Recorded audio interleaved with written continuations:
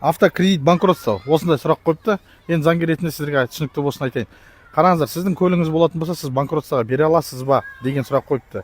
Енді банкротство туралы заңында мүліктік масса деген бар. Ол жерде жазылады.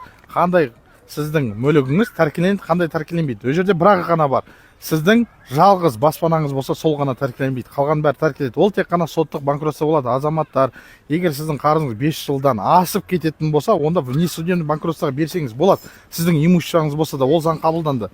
Ендігі қараңыздар, автокөлікте кредиті бар. Банкротствоға тапсыратын азаматтар сотпен болады. Соттан кейін сот барысында сол сіздің автокөлігіңізді оценка жасап есептетеді, сатып береді. Сізде қарызыңыз 25 миллион. Соны погашать етеді, там 16-17 миллион қалатын болса, соны банкрот жасайды азаматтар. Маған көп адамдар хабарласады банкротство жайлы, именно мүліктік судебный банкротство жайлы. Осыған толығырақ сіздер ақпарат білгілеріңіз келсе, маған шықсаңыздар болады, және де өз заңдарыңыз, өз құқықтарыңызды біліңіздер азаматтар.